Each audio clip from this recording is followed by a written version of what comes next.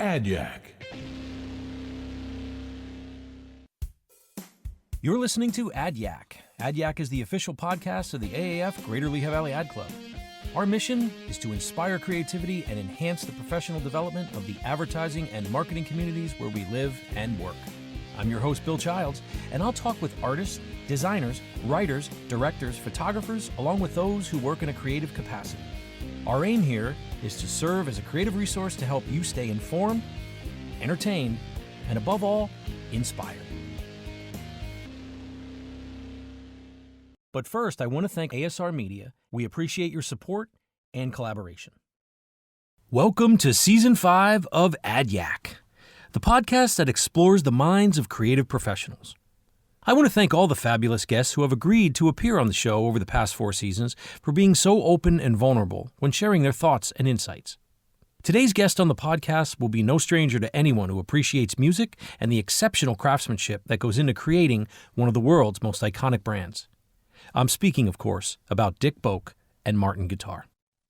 After a chance encounter with C.F. Martin III while salvaging rosewood scraps from the company dumpster, Boak was hired by Martin in 1976 as a design draftsman.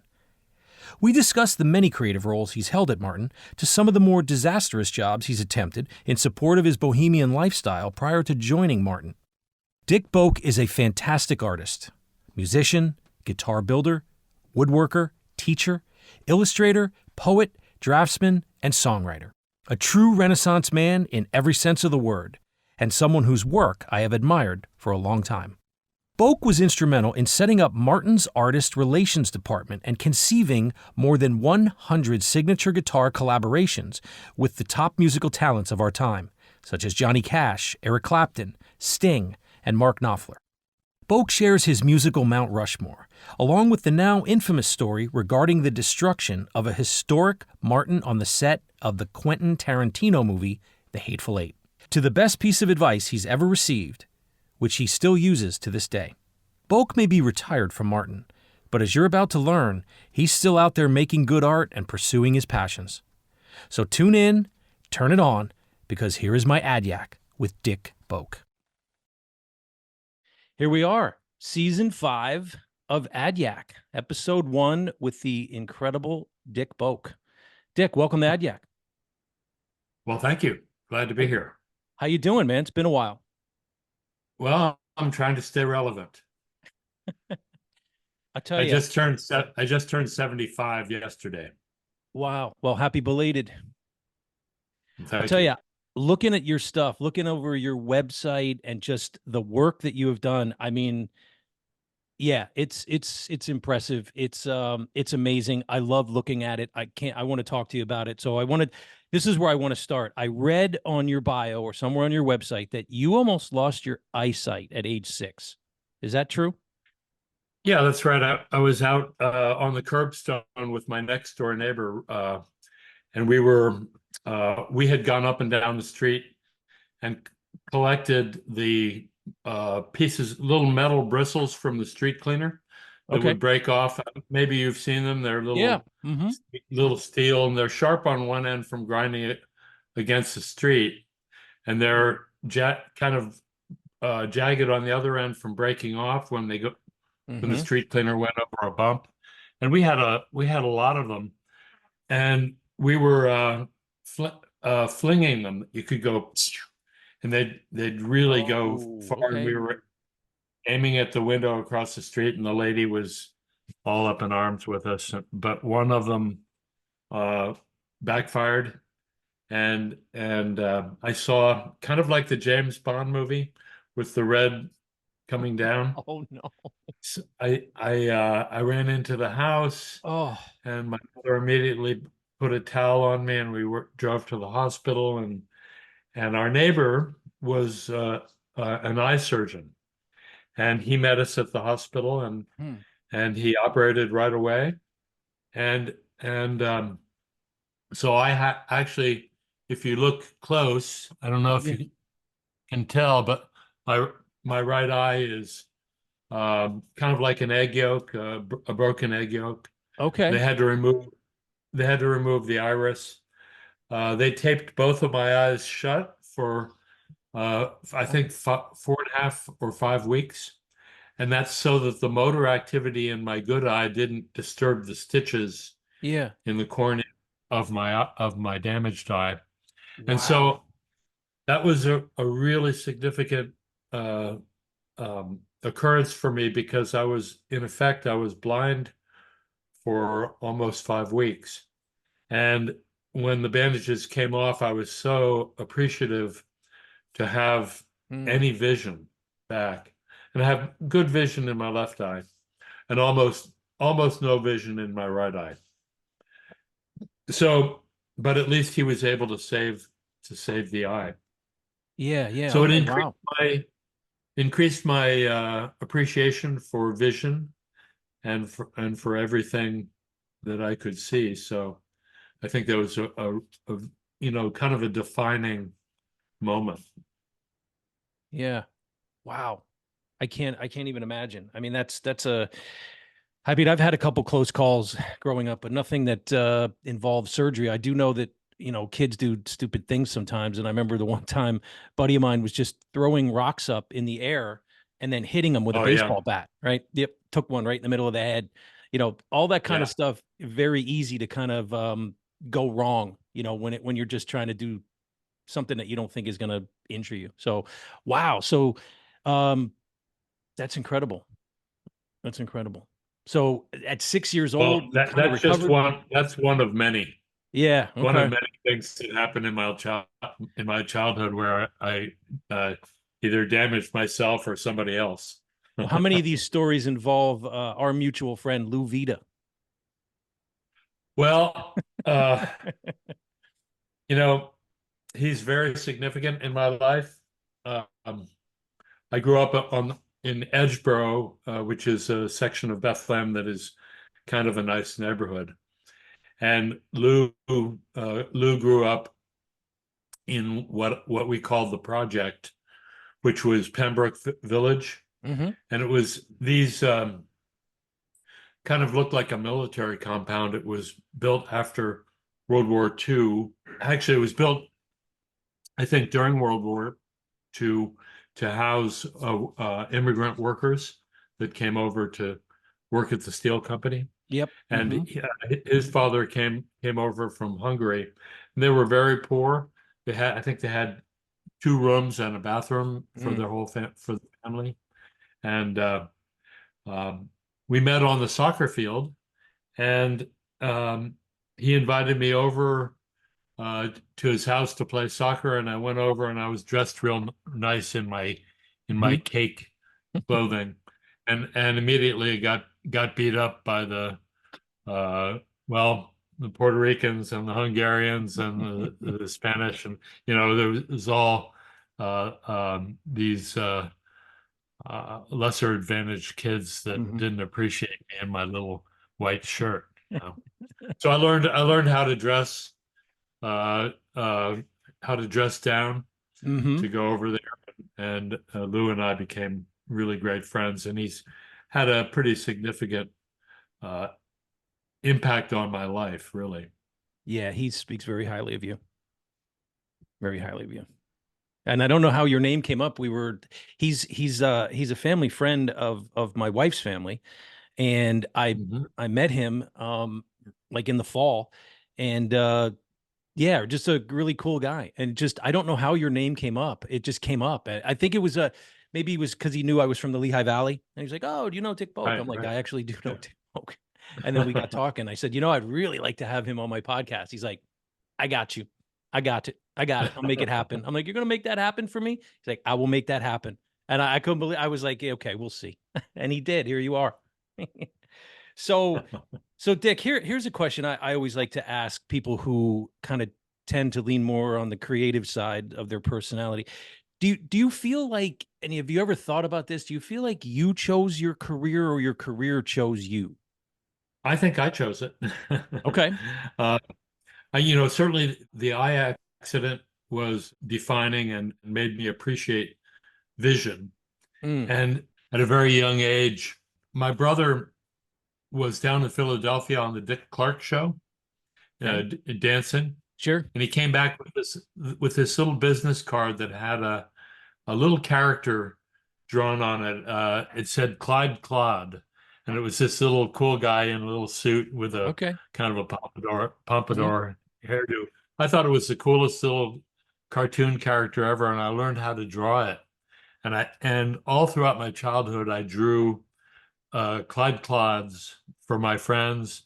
They'd say, Mm. "Draw me a Clyde Clod," and I drew Clyde Clod and his family and his wife and little baby Clyde Clods, and I could draw. I drew this so many times that I could draw it blindfolded, and Wow. often did that to impress the girls, you know. Sure, sure. So I went to um, I kind of screwed up in high school, and my grades went down, and I was hanging out at the pool hall, Okay. and my parents thought they needed to get me out of Bethlehem, and they sent me away to Blair Academy in Blairstown, New Jersey, which is a very nice private school. Hmm. And I went kicking and screaming. I didn't want to go at all because all my friends were in Bethlehem. Right. But after about 3 months, I really warmed up to it. It was really an excellent school, and I made new friends, and I took mechanical drawing Mm. uh, there, and I really loved it. And my teacher, my mechanical drawing teacher, really pushed me hard, and so I think that was really defining. He was also the art teacher, and I've always been illustrating and drawing, but with the mechanical drawing, he pushed me. I was working in ink, and he pushed me for perfection. And I started doing ink drawings around that time, Hmm. and I just kept going with it. Eventually, I met this fellow in New Jersey that worked for Kohinoor. Kohinoor made rapidograph pens, Hmm. and these are drafting pens, really, and they come in different diameters, and the finest diameter is about like a human hair. That's right. It's And like I and I needlepoint. and I started doing very very detailed pen and ink work, and really took off with that. And I started doing extended drawings that maybe 3 or 4 weeks of work Mm. on one drawing, Yeah. and then I had become friends with a local printer who wanted to publish my drawings. Some of the drawings were historic Bethlehem Mm. oriented, and he said he had a market for that, and he made note cards and different things that Mm. sold at the Moravian bookstore. And he really encouraged me to publish my work. So, uh, that kind of took off for me. And you did publish the books. You have books of I your did. of your artwork. Yeah. Yeah. And your Well, poetry. more recently, I published a book of drawings, but Mm. he was having me publish limited edition prints Mm. of my Okay. drawings, full Yeah. size. Well, I've got a basement full of those. well, that's interesting because I believe, correct me if I'm wrong, but I believe you started as a draftsman at Martin Guitar. Right. So That's that's an right. interesting. Okay. As a matter of fact, I had copies of my draftings in the car. I had stopped in.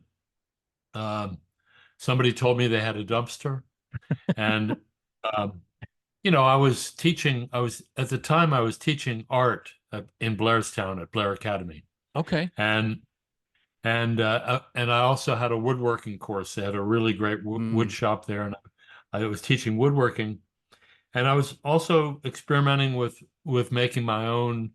I called them Boak instruments, but these were very crude musical instruments. But I found out about the Martin dumpster. I had gone for a tour. I asked the receptionist if there were any scrap woods.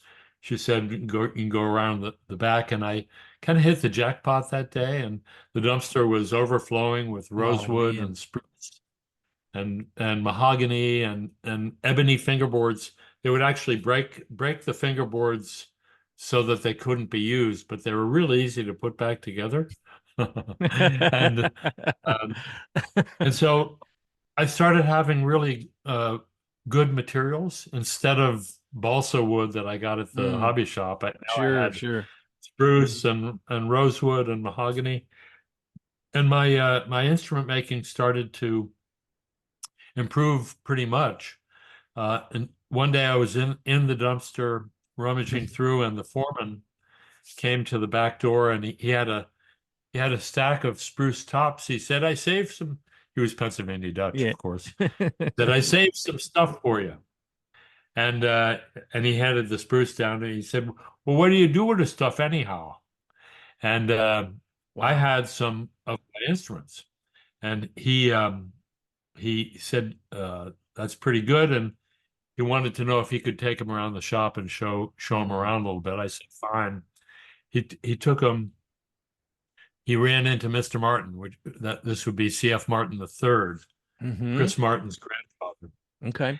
He was maybe 80 years old at the time, Wow. and Mr. Martin looked at my instruments, and he said to Harvey, he said, tell that kid to apply for a job." So, I was filthy dirty, and I Uh-huh. brushed off the sawdust, and I went around to the front, and the receptionist, who had already had a little bit too much of me already, uh, I said, "I'd like to apply for a job," and she said, "I don't think we have anything for you." And I said, "Well, um, are there any openings at all?" She said, "There's only one opening, and it's very specific. It's design drafting." Mm. Uh, and I said, "Well, actually, I've been doing design drafting for, almost 10 years, and I have examples of my drawings, of my draftings in the car, and I've been teaching drafting." She said, "Well," she's doing her nails, and she said, "We're really looking for somebody that has experience with woodworking, And I said, "Well, here's some jewelry boxes and lathe turnings that I've done. Mm. I have them in the car. Shall I bring them in?" She said, "We're really looking for somebody that has experience with musical instruments." And I Got said, "Well, those. here's two," it's kind of like she couldn't say no anymore. So they brought somebody up and interviewed me, and they said, "Well, could you start tomorrow?" And I said, "No, I can't. I have to go to the Bob Dylan concert, but I could start on Thursday." So that was in October of 1976, and I got to work, and I just absolutely loved doing the draftings. The foreman of the machine room would bring me a box full of parts, Hmm. Hmm. um, starting with maybe the bracing and all the different bracing for all the different models, and then the dovetail blocks and the little ukulele all the way up to the full size Mm. guitar. And I would do all the draftings, and I'd take the box back to the foreman. He said, I can't take that back. It's been out of my humidity control." So he didn't want the parts back. And he said, "Do whatever you want, throw them away or whatever." Well, I Yeah. took them home. And after a couple of months, I had a nice collection of braces and front blocks and rear blocks and samples of everything. And I started building in my home shop with some pretty good materials, and my guitars advanced very quickly. Hmm. Hmm. I feel like there needs to be a Dick Boak museum somewhere down the line Well, I kind of have that here. with your pen and inks, which I love. They're very like, I mean, they're so detailed. They're so like people would I do pen and ink from time to time. I used to do a lot of pen and ink renderings of buildings, and people would always Oh say to yeah, me yeah, like, "How do you do that? Like, why do you like all those bricks?" I found it relaxing. You kind of get yeah, into that yeah. that flow state, which I'm sure you're well aware of. Where you're in such a groove, like all time, like stops. You don't know what time it is, what day it is. All you know is you're just and I would imagine you get to experience that a lot because a lot of the work you're doing is, I mean, it's very meticulous. It's like it requires concentration. You can't just be like kind of watching TV and or you know what I mean? Like gluing all Yeah. those pieces, all those things. But Dick, I just find it so fascinating that like you were teaching art, you kind of were already involved in like wood turning with a lathe and things like that, wood burning, Mhm. right? It all just it like just connects. It just connects. Like you Well, absolutely needed to be at Martin. Like there's no other place where you should have been. well, I think that's true. I think, you know, I from the age of 6, I actually, uh, at a really early age, I bought "You Ain't Nothing But a Hound Dog," Okay. Elvis Presley's hit song. Sure. I liked it so much, and I actually bought it. I bought it for myself, but I gave it to my brother for his birthday present. Okay. Uh, and I had a little Panasonic radio, and I had it under my pillow, and I used to listen to Gene Kay on Mm. WSAN. No, SAN, the Allentown radio station. And as a matter of fact, I had a little Panasonic that I had an earbud for, and I pretended to be deaf in school, and I kept the Panasonic inside my desk and had the earplug, and I had convinced my teacher that I was hard of hearing, Oh you my know. God. But I loved music, and you remember the ad libs? The ad Oh yeah. libs Yeah. Yeah. had Absolutely. like Sure. boop boop Mm-hmm. diddy. Mm-hmm. Well, they were playing over Allmart's, which was over on the border of Allentown, Yep. and I remember seeing them in the record department, which was about the size of a bathroom. You know, it was a Yeah. really Right. Right. tiny little. But they sang live over there, and I was just completely into music from a very early age. I think it was Rubber Soul. Of course, Meet the Beatles. We all had the Beatle Sure. wigs. Yeah. Yeah. But Rubber Soul came out, I was so blown away by that I started to play guitar. My friend had a classical guitar, a nylon string, and I started to borrow his guitar and play on that. And eventually, I went over to I think it was uh, either Bill Hawk's Mm. music in Bethlehem, or there was another little music store over by Hanover on the way to Allentown. And I bought I went in there and I bought a Choral electric sitar Mm. uh, made by Dan Electro, and it was used. I guess Neil Diamond used it on a couple of songs, Okay. uh, and it was on "Hooked on a Feeling," Mm. different songs.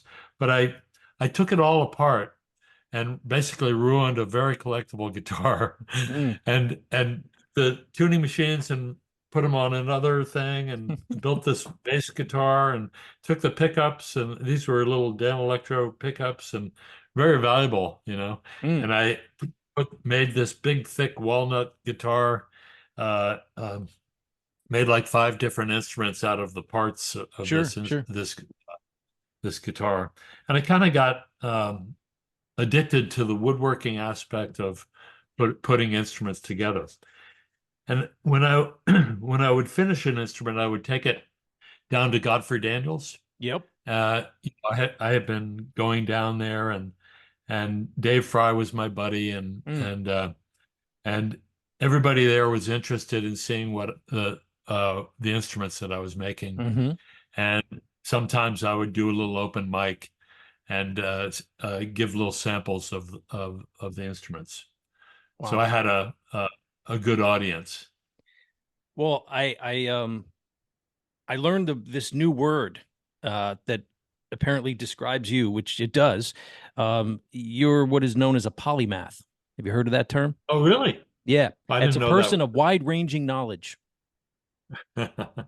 That is you, my friend. Well, I I always felt that every different medium Mm-hmm. of creativity, music, woodworking, jewelry making, illustration, printmaking, you know, painting with acrylics, um, um, every any creative endeavor that you can dive into, they're all they're all spokes of a wheel, really. Hmm. They're all related, and it's all about um, establishing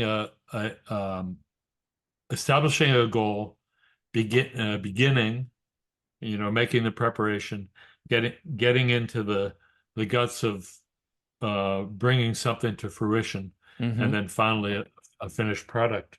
And I think it's a process, um, and it's the same process throughout any whether you're doing a painting or a lathe turning or anything that you're trying to bring to fruition. It's the same process, and um, I call it intuitive, and I can't do this because I have a lisp, but intuitive synthesis. Okay. Intuitive synthesis. So the I like combination that. of fabrication with intuition. Yeah. Yeah. I like that a lot. So what kind of advice were you getting along the way throughout your life? You have any mentors that you kind of like had kind of guiding you, or anybody that kind of that you can speak of that you Well, remember? there was, interestingly enough, my drafting teacher at Blair Academy, he was a complete pain in the butt. Hmm. He he he he pushed me very hard. So I would work on a drafting, and I was clearly out of maybe the 20 people in the drafting class, I was the best one, Okay. and and he'd be giving out grades, and he'd give me a C, you know, and my drafting was like the best drafting in the class. And if I had two lines that didn't make a perfect miter, he would circle it and take a point off, and there'd be little Uh-huh. circles all over my drawings. And it made me so angry. And he said, well, if you want a better grade, you could redo it. And I'd go back and I'd redo it, and I'd turn it in again, and he'd find more things. Mm. And he drove me crazy, and I guess I'm a perfectionist, and I really wanted to please him. And and so I look at that experience as really being uh, kind of key to my desire for uh, extreme detail and Mm. perfectionism. And you need that. You need that with what you do. Yeah. You absolutely you can't yeah, when you're putting a guitar together or an instrument together or turning wood or really any like you said, anything you're doing, you need that. So do you even though that experience at the time might have not been pleasant, do you at least it sounds like you acknowledge the fact that that did kind of like it helped shape you. Fair Oh, to say? absolutely. Absolutely. And also I was a big fan of Dover books. I don't know if you remember Dover books, but Hmm. they're mostly art books. There was the work of Aubrey Beardsley, which I thought was really great. The drawings of Al and engravings of Albrecht Dürer, Oh yeah. Hmm. um, and of Doré, and all these different books.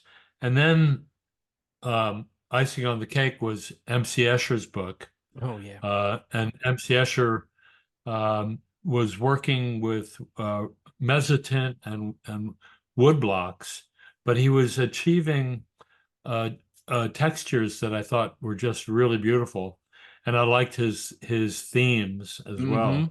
And so I started my drawing started to take on, instead of simply lines, I Right. started to layers of crosshatch or dots Hmm. to create Hmm. kind of a mezzotint approach, and and I'd say that Escher had a pretty um, big influence on me. Um, Actually, people would come up to me and say that drawing looks just like MC Escher, and that started to drive me crazy because I didn't want to be like anybody else, Hmm. and so I consciously tried to develop my own style and my own um, themes in my drawings. Sure, sure. Okay. So that brings me to this question. This Morning Star Ranch, where Mm. it says that during this time you entered your most prolific years as a conceptual illustrator. Talk to me about that a little bit. What was that experience like? Well, I hopped in a van, a Dodge van, and with six other individuals and a couple of cats, we drove across the country. Uh, gra Gradually, the pieces of the Dodge van started to fall off, and we got to Los Angeles, dropped several people off, and my girlfriend and I headed north. Um, the idea was I wanted to buy land in Oregon, and I think I had $100. I don't know what I was thinking, but we got a little bit north of San Francisco, and uh, the van really started to go south. I asked some people. We stopped in at this commune on the coast of the Pacific coast called Wheeler's Ranch, which was actually pretty famous. There was a artist named Alicia Bay Laurel who wrote a book called Living on the Earth, Okay. and she had been at Wheeler's Ranch. Mm. And they said, well, you can't stay here, but there's a place called Morningstar Ranch that um, was started by Lou Gottlieb of the Limelighters, Mm. and and he's invited anybody that wants to go there to come and Oh, build a wow. teepee or whatever. Yeah. And so all the hippies from San Francisco, from Haight-Ashbury, would go up to Morningstar on the weekends.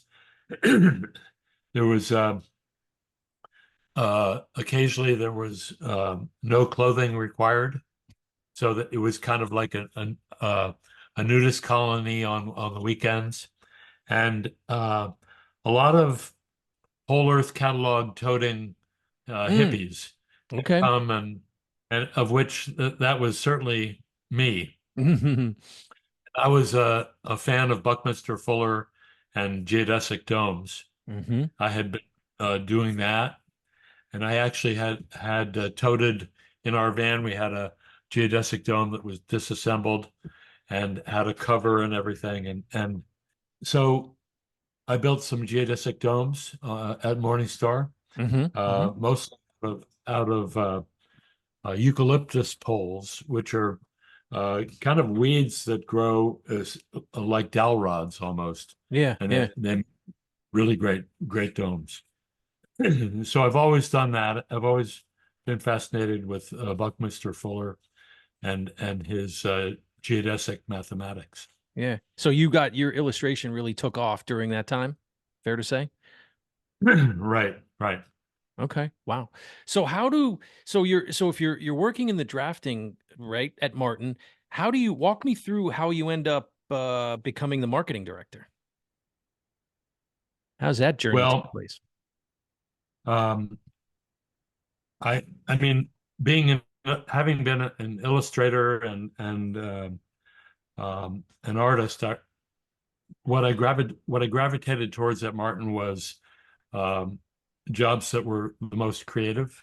Hmm. Um, so I wanted to be doing artwork for Martin or design work or Mm. something. Hmm. Um, I started out in the drafting department, and they would bring me parts, and I'd draft it, and I love that. But at some point, I kind of got close to finishing all the work, all the draftings that needed to be done. Yeah. My boss was actually about halfway through my draftings. They hired somebody that came in as my boss and took a desk in my office by my drafting table. And he didn't know anything about Martin guitars or instruments in general. He knew nothing. Okay. And um, he was kind of arrogant, and as my boss, he gave me orders. And I'll give you an example. Okay. I was working on a Martin owned Vega banjos, and I was working on a drawing of the top tension hoop the round hoop that the hooks grab onto on the Vega banjos. And this is a piece of brass which is bent into a circle and brazed. And that braze joint goes underneath the tailpiece of the banjo so that it's hidden. And Okay. he looked over my shoulder and he said, why is the braze joint there? And I said, well, that's because it can go under the tailpiece. And it's the strongest braze joint there. He ordered me to move the braze joint over to where the fingerboard is, where the banjo neck comes in. Okay. And there's a notch there, so it gets very thin there. And it also is in a place where the braze joint would show. And I argued with him that it's not a good idea to move it. And he ordered me to move it anyway. And Oh, wow. I, I made the change on the drawing. I was very upset about it.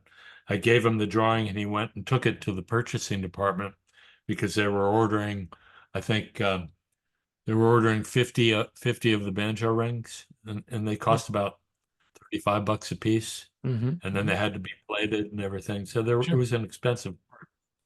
And I was very upset. I went to the personnel department and I said, I feel it's my responsibility to Yeah. to explain that the company's going to waste a lot of money and It's not these going to work. parts are Yeah. going to, yeah. Yeah. Well, the next morning there was an empty box on my desk and he was there and he said, pack your things. Nobody goes over my head. You're fired. And so I packed up my stuff and I was very upset and I left and he kept it a secret that I had been fired. I had a lot of friends, including Mr. Mark, Oh my you God. know, and they kept it a secret that I had been fired. So um, during that time, I don't know if you're aware of the drawing that I did, which is the Martin guitar drawing that has the eagles. Oh yeah, I, yeah, I yeah. Yes. Yeah. while I was fired, I did this drawing and I framed it up and I wrote on it at the bottom, consider this my reapplication for employment. And I framed it and I took it in to the front desk at Martin. And I said, I have a gift for Mr. Martin. And he came out and he was elderly. Yeah. And he said, I haven't seen you around much. And he said, oh, Mr. Martin, didn't you know that I was fired? And he said, well, that's not right. and and I gave him the drawing and he loved it and he said Mm. he would cherish it. And that afternoon, I received a phone call from the personnel department at Martin saying that Mr. Martin wanted me to come back because he had a job for me. So I came back in and they hired me and they kept me separate from this guy that had fired me, Okay. Okay. thankfully. Wow. Um, Imagine that's a fun, and interesting interaction. He right. sees you again. So a couple of months went by and the banjo rims had arrived. And one by one, as they tightened up the tension hoops on these banjos, that they would break Oh my at God. the braze joint where I Right. said they Right. would. And there was a large box of maybe 20 or 30 broken banjo rims right outside the quality control office.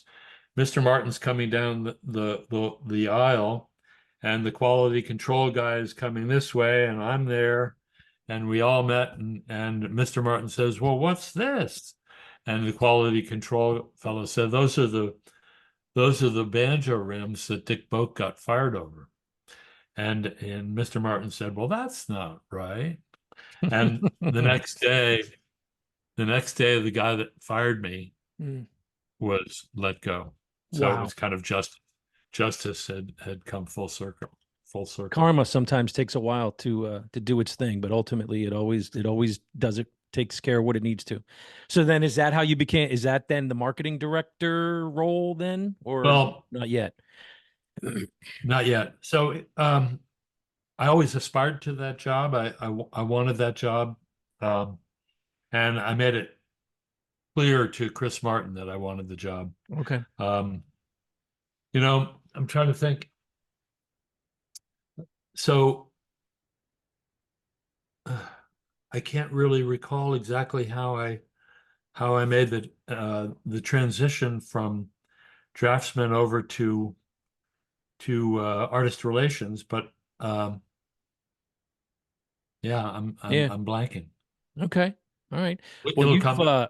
I mean, the stuff you've done, I mean, with the agencies that you've worked with the marketing that you've done, I mean, always, represented at the Addy Awards for design, just the catalogs that you put together. I mean, the videos and the draw, how do you say that one guitar, is it Dreadnought? The Dreadnought Right. video? All right. Yeah. I mean, The birth of just the dreadnought. everything that you guys have done, it's just it's been impressive. It's very Well, impressive. it's come back to me now. Okay. Okay, go ahead. So uh, we were out at the NAMM show. The NAMM show is the National Yep. Association of Music Merchandisers. This is a big music show in Anaheim. And we were out there, and we have a dealer dinner out there where we invited all the Martin dealers, Mm-hmm. and we hold the dealer dinner at special places. And this particular year we held it at the Gene Autry Museum of Western Heritage, Okay. and on display in Gene's museum is the very first Martin D45 ever made, Oh, which was wow. Gene Autry's guitar that had his name inlaid in pearl. Mm-hmm. He recorded his songs on that guitar. Is very famous. And Chris, Gene was still alive. He was in his, I think, late 70s, early 80s. And Chris asked Gene if we could replicate his guitar with Mm-hmm. the that fingerboard. And Gene said you can, as long as you pay a royalty to my nonprofit museum. And so we went back, and I was given the task of doing the artwork, replicating Gene's signature so that it could be inlaid in pearl. And we made I think a limited edition of 50 of those for the U.S. market, and 15 more Mm. for the export overseas market, and one prototype, a total of 66. And the guitars were expensive. I think they were $25,000 because Mm-hmm. they were top of the line style 45 with lots of Sure, inlay. sure. And it was perceived to be a pretty successful project. Um, in the meantime, Eric Clapton had recorded the MTV Unplugged show. Yep. Um, and I was getting phone calls. Uh, for some reason, I was the person that took phone calls from the outside Mm-hmm. whenever anybody wanted to ask a question, and Sure. everybody wanted to know where they could get one of the guitars that Eric was playing. He was playing a 1939 Triple O 42, Mm. a very high-end auditorium size Martin guitar. Okay. And in fact, Martin wasn't making that model, or Martin wasn't making very few Triple O guitars at all. So after several dozen phone calls about it, I went to Chris Martin and said, "Hey, I'm getting a lot of requests for this Triple O size Eric Clapton thing," and I asked his permission for me to contact Eric and propose a signature edition. And he said, okay, as long as there's a charitable aspect to the Sure. project. So Okay. I contacted Eric's office, got his manager, sent I think telexes, if Yeah. you remember what telexes were, Oh, yeah. uh, back and forth, and eventually had Eric on the phone and talking about how honored he was, and that he really wanted to do the project. And so we uh, developed specifications in collaboration with each other that were kind of a mixture of Eric's guitar, um, kind of some practical aspects, plus a third guitar that was played by Andy Fairweather Lowe. He was Eric's uh, guitar companion Mm-hmm. on the Mm-hmm. Unplugged show, and we decided to make 461. Actually, that was my idea. Mm-hmm. 461 Ocean Boulevard. I Mm. always looked for a number that was significant to the artist. Oh, wow, that's cool.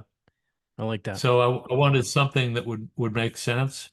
And our sales manager thought 461 was ridiculous, that it was way too many, that these guitars were going to sell for north of $8,000 Okay. retail. Okay. And and he didn't think we could sell 461 guitars. Well, we took the project, we took the prototype to the NAMM show and introduced it. And I'd say within a couple of hours of the Mm-hmm. show opening, um, the entire edition was sold out. The dealers just did a feeding frenzy, and it was a huge, huge success. Wow. You know, 5% of the net price of the guitar went to Eric's Mm-hmm. charity, which was the Clapton Charitable Trust for Children, Mm-hmm. because of what had happened with his Yeah. son Connor, the tragedy, and that introduced an altruistic and charitable element to the whole project, which felt very good. But um, after that success, the sales manager, who didn't think we could sell 461, he had his arm around me and said, "What's our next project, Dick?" And so I was kind of invited to explore other artists, and I did a project with Johnny Cash, Mm. which was wonderful, Mm-hmm. and then a project with Paul Simon, and then Joan Baez, and then Crosby, Stills, and that, and Don't forget Mark it Knopfler. just Mark Knopfler. It just took off. Yeah. It took off, and I think a total of, well, more than 100 different collaborations, Yeah. Yeah. um, and uh, very significant profit center for Martin, Sure. very significant charitable contributions, tremendous media attention and coverage. Mm-hmm. So kind of a no-brainer. Yeah. And these were these were early signature models. I think Fender and Gibson and Taylor and the other guitar companies saw this happening and started to think, well, maybe we should be doing that too. So I think it kind of started Yeah. a much broader trend Yeah. in the music business. I love the story I heard you tell once when John Mayer came to visit the factory. He popped in. I don't know. He probably flew into LVIA, got in a rental Oh car, yeah. drove up 191 to the Martin Guitar in Nazareth there. Um, so of all the people that you got to work with over the years, do you have anybody that you kind of, is Steve Miller kind of at the top of that list for you? Well, I'd say so. I mean, certainly in terms of uh, friendships, Yeah. Steve, uh, he just he loves his guitars. He cherishes the relationships that bring guitars to him. And uh, when I first met him, it was like he was on the phone, Steve Miller here, and I said, "The Steve Miller," and I was a huge Yeah. Steve Miller fan. And he said, I got my bus and we'd like to stop in. And I said, okay. And he came with his band, and I took them on a tour. Hmm. And he said, can we go someplace and talk and grab a blank order for him? So he said, he had the price list, and he said, I Yeah. want one of those, and two of these, I want one of these, and three of these, and I want some Wow. customs. And, he ordered a lot of guitars, and they were completed gradually. One or two would come through, and I'd call them up, and I'd say, Hmm. hey, I've got a couple ready for you. Yeah, shall I ship them out? And yeah, ship them. And then I called him again. And he said, "Well, I've got three more." And he said, "Well, why don't you bring them?" And he was in Idaho. Hmm. And uh, I, s- he said that a couple of times. And I said, "If you keep saying that, I'm going to do it." And he said, "I want you to do it." So, so I flew out. I flew out there, and we became really good friends That's awesome. during that time period, and we still are. So now Yeah. he's moved to the East Coast, and I see him a couple of times a year at least. I was at the first show that he opened at Arts Quest. When he did Mm, when he did his show at Arts Quest, I was working right. at the Morning Call at the time, and we had some tickets, and I got to see that. I got to see the first show at Well, I Arts remember Quest. they asked me if I could get anybody special. I said, "Well, would Steve Miller be okay?" You Yeah, know, that would work. he did it. Did it just as a favor.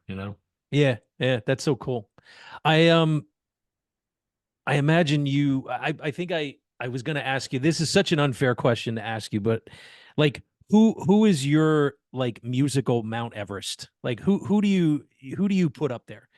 Um, Well, you know, you texted me that I question, did. Mm-hmm. and it was a hard thing for me to envision. Uh-huh. Uh, but I'd have to say that um, Steve Miller would have to be one of the four Okay.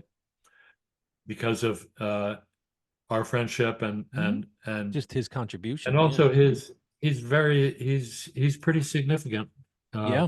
in the scheme of things. Mark Knopfler. Okay. Yep. Oh, I think that's there's worthy. something about the texture of Mark Knopfler's playing that always got me. I always felt that every song that he played was a vehicle to show off some new little invention or technique that he had Yeah. invented or discovered. There's something that he does that feels to me like kind of cocking of a trigger and then releasing. Oh, It's like interesting. Okay. it's something that he does on Sultans of Swing. Mm, Um, mm-hmm. Mm-hmm. but I love his playing. Yep. Always loved his playing. Um, John Mayer, of course. I think he's got it all going. He's a magnificent guitarist. He's Mm-hmm. a fantastic songwriter. Oh yeah. He's a great singer.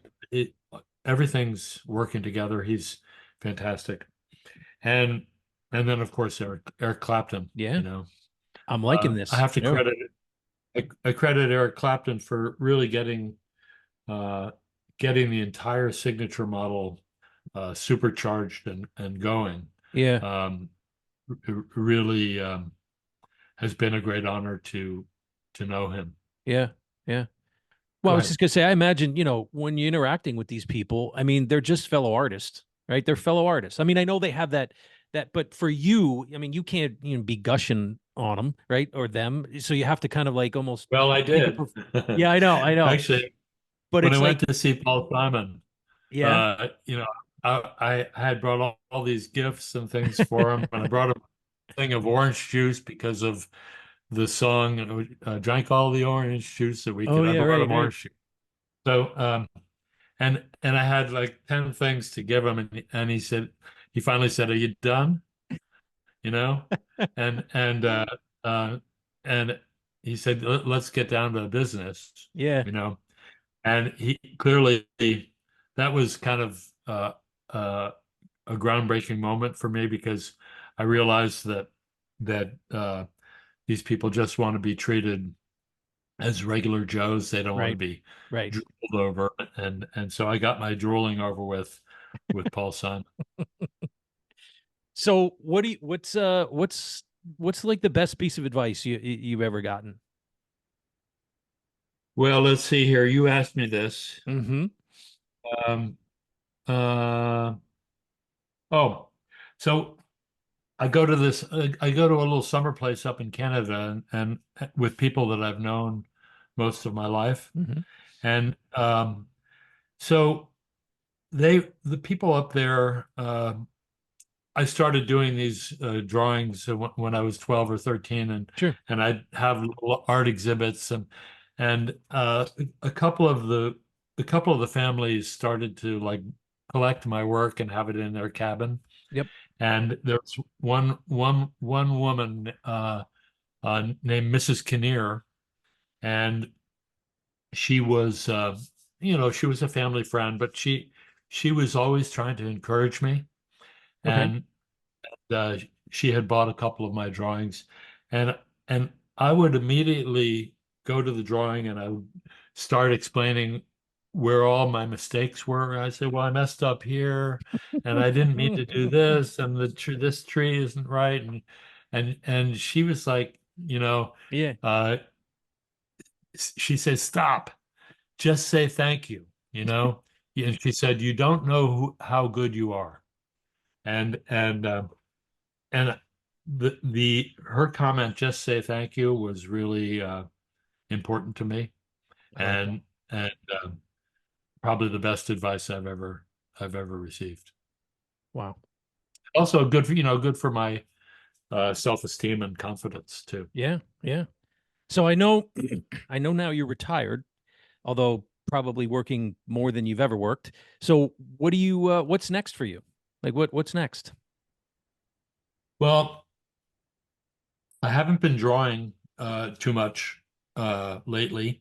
I did have a period of maybe a year and at the beginning of the pandemic Mm-hmm. when I had a burst of illustration projects that ended up with the publication of my book, which is called Dot to Dot.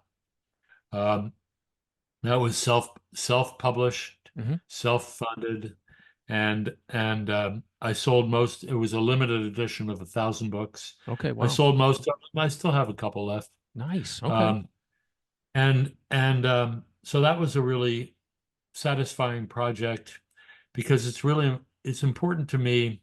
I think people are motivated by different things. I think I'm motivated by a desire to be remembered or something. I don't know. Okay. It's like you live your life and you die and that's it. And I want to leave things, I want to leave traces of myself behind, you know.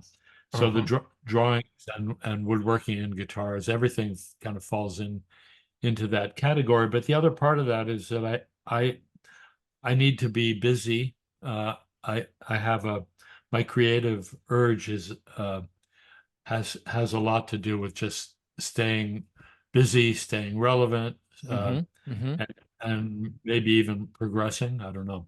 Yeah. Yeah. But at the beginning of the pandemic, I was really stretched for wanting something to do, and I had saved I had saved some very special wood over the years that I had always intended to use in my retirement.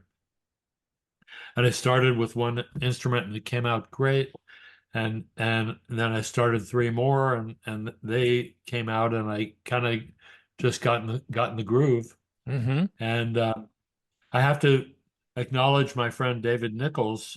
David is in upstate New York, and he actually invited me up to participate in a class, kind of a little guitar making class, and that's where I built the first guitar, Mm. and it was so much that's was so much fun that it got me going. Mm. So now I'm about 22 guitars in from that point, and I have three guitars in process. Uh, I'm it's all about really fabulous wood. Uh, um, for some reason, having been a wood dealer and I ran the sawmill at Martin. I ran Guitar Makers Connection that sold guitar kits and Mm-hmm. guitar parts. I'm friends with everybody in the guitar world that has a lot of these people are cutting special woods for guitar. Yeah. And so I've had access to some really fabulous materials for instruments, and it's those materials which have inspired me to want to keep going and build guitars. I'm building mostly orchestra models, OMs, That would be triple O size with a long scale length. Okay. And I think that for me, that's the sweet spot of guitars. Um, Good balance between bass and treble, great for finger style playing, but also good for rhythm, you Mm-hmm. know. Mm-hmm. So, so like I said, I've got a couple going right now, and by the time those are done, I'll probably have some more special wood that somebody will send me, and I'll be Yeah. making some more. It's fascinating to follow your process on your Facebook page when you show all the different iterations of the gluing and the thing, the stuff coming together. It's very, very fascinating, meticulous and fascinating. I don't know if I have that, would have the Well, I like patience. that people are interested in the process. The process is so second nature to me that I'm surprised that people respond so Right. nicely to it. But um, it's keeping me busy. Yeah. So we're near the time about wrapping up, and I wanted to just ask you one more thing. Um, I know a couple years ago there was that incident on the set of the Hateful Eight movie with Quentin Oh yeah. Tarantino. Dick, I remember watching that scene before knowing what had gone on or what went down, and I remember being thinking like Jennifer Jason Leigh, the actor in the scene with Kurt Russell. I thought her reaction was like it didn't feel like a normal reaction to someone hitting a Right. guitar against the like that was my initial. I just was like, whoa, that was very visceral. Like her reaction was very visceral. Um, I Well, mean, her reaction was very genuine. right. And I felt that, but without knowing like what had happened. So, I mean, how devastating was that for, and was there like fallout that you had to kind of handle and deal with Well, in I thought I PR? was I thought I was going to get fired over it actually. Mm, wow. Uh, so I received a call from the prop master of the movie, saying that they needed a period instrument from the 1880s Yep. that they would like to borrow for the movie, and so I selected that Hmm. specific instrument. It actually had um, it really played and sounded well, which Yeah. was very important to Yeah. them. They needed something that could be played, Right. but it did have on the side, it had a crack that had been reglued. It hadn't Okay. been reglued. It had been reglued kind of badly. I felt, well, not too worried about this Mm. guitar. But it was 1888, and it was part of a small group of instruments from that time period. We didn't have a lot from the 1880s. So I sent it out to the prop master, and he assured me he would keep an eye on it. Oof. Well, he worked from 9 to 5 or something, Hmm. you know, Yep. and Tarantino, I think, had a plan, um, Mm. and he scheduled filming for the evening after the prop master had gone home. And he said, "Okay, the camera's gonna roll. Let's, the whole scene." And they had made three paper mache replicas they'd had their Mm. department make up these things that looked like the guitar, and they were gonna smash those, and get Hmm. the scene the way they wanted it. And that's why they sent the prop master home, because they didn't use those replicas. They used the real guitar. And so Jennifer Jason Leigh she was not a guitar player, but when I sent the guitar out, they set her up with a teacher to teach Hmm. her a simple finger style Yeah. thing, and she learned to play it so that she could do the scene. Hmm. And that was over a couple of months. And she actually became attached to the guitar. Mm. And Tarantino had promised her that after the movie was over, that she could have it. Well, that wasn't part of the deal. It was supposed to be returned to the Martin Museum. But this Mm.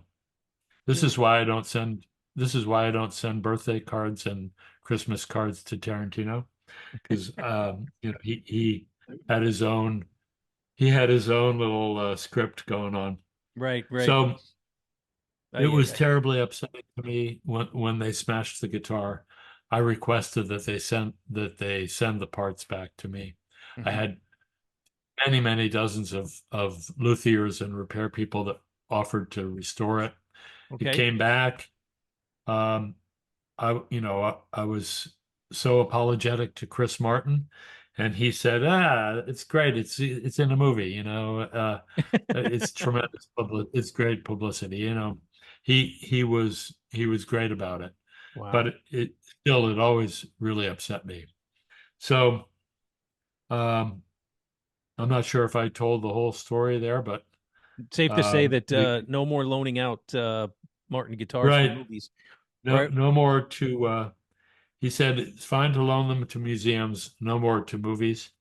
Uh, in fact, the guitar is on display in the Martin Museum, all the broken pieces, Oh, wow. and I think they have a little clip of the movie with them Yeah, yeah. smashing it, and so I think they're getting some mileage out of it as a historic Yeah, movie I mean, it went appearance. national. The story went national. I mean, it was picked up. Well, it could have gone more national. Mm. I was asked for interviews from the New York Times and the Washington Post, and the story had gotten around, but Chris said no, I don't want no interviews about it, and That was probably we're smart. done with it. Yeah. So I didn't do any press about it, and I wanted to, but I Mm, didn't. interesting. He wanted to take the high road. Right, right. So, Dick, where would people kind of like go to look at your stuff? What is like to kind of find your website? What's your website address? Well, it's just dickboak.com. Okay, Pretty simple. okay. And I apologize for not updating it on a more regular basis, but Oh, there's a there's lot of good pretty stuff much on up there. there. There's most of my drawings and a lot of my guitars, but I think I've probably built 15 or 20 more guitars since I last dated the site. I mean, let me see if I got this list right here. So, artist, musician, guitar builder, woodworker, teacher, illustrator, poet, draftsman, songwriter. Well, okay, I'll take that, but I consider them all one thing. Yeah. Oh. And I have, when I was a kid, I was fascinated by mercury. And I went Hmm. to the drugstore and asked the druggist if they could give me some mercury. I don't know what I wanted it for, but it's very poisonous. Yeah. Oh, yeah. Well, if you have a lot of pieces of mercury and you put them together, they meld. Hmm. You know what I'm talking about? Yeah. Um, it's liquid metal, and if you have a blob here and a blob here, and you move them together, they become a bigger blob. Yes. I always considered the different genres of art and music and illustration as individual blobs of mercury, and that eventually, if you keep, adding jewelry making or lathe turning or all the different things, that eventually they all, like blobs of mercury, would fuse together as one thing. And that one thing, for me, is the approach that you take to task making or task bringing things to fruition. It's kind of like a little bit like the scientific method, but the ability to conceive and bring to fruition. And it's a process, and it's the process that I think is the art, not necessarily uh, the final pieces that emerge, but the ability to go through the steps of bringing things to fruition. So that's what I call intuitive synthesis. I'm also have high respect for all of my friends that are also creative, and they it's kind of a pool of creativity that infuses throughout the world. I love that. So fair to say you've been happy with how your life unfolded, your career choices? Yeah, I don't think I wouldn't change a thing. I wouldn't even change getting fired from Martin and being rehired back, you know. Did not No, know that. Wow. I'm very I feel very fulfilled, very lucky. I feel like I was in the right place at the right time on many different occasions, and also that I brought the right set of skills and personality and talents to the table to make some special things happen. So I'm really happy about that. Yeah. And you did it. I mean, think about those guitars that you were a part of, that you made, that went out into the world and created music that, Yeah, helped people through difficult times or helped, mark a milestone in their life. I mean, that's just so much bigger than, yeah. I what you actually can haven't imagine. added them all up, but uh, there are many thousands of guitars that uh, I I suppose I caused to happen. Mm-hmm. So I'm pretty proud of that. That's awesome. So I just want to thank you for taking the time out of your day to do this and come on AdYak and talk about your life and your career. I think it is goes without saying, you absolutely will be remembered. Your contribution to just Martin alone. I mean, the things that you've done. I mean, you've had even your birthday bash. You sold out the State Theater. To come Dick Boak's birthday bash. I wasn't lucky to score tickets to that festive event, but certainly heard about it and read about it. But no, Well, I I'm would have just. had a press pass. I would have had a press pass for you. Well, I appreciate that. But seriously, thank you so much for doing this. You're an amazing guy. I'm going to have a lot of the art and stuff that we talked about. I'm going to put up on here. I'm going to have Oh, great. have you send me some of that stuff so I can post it here during the interview. So when you talk about it, we can show it. But thank you for being the first guest of season 5 of AdYak, and I Well, thank I'm you very very honored. much for doing this, Dick. And like your friend said, I'm just going to say thank you. All right. Well, I look forward to seeing you down at Arts Quest in a little bit, and I'm very honored to be part of your show. Thanks, man. I appreciate it. Be well, okay? You too. All right, AdYackers. Hope you enjoyed it, because we have many more great conversations planned and guests lined up ready to yak it up. AdYak is sponsored and produced by ASR Media. Theme song was written and performed by Dan Ross. AdYak is the official podcast of the AAF Greater Lehigh Valley Ad Club. Stay hungry, stay humble. Till next time. This episode of AdYak is rated O for, oh man, that was good.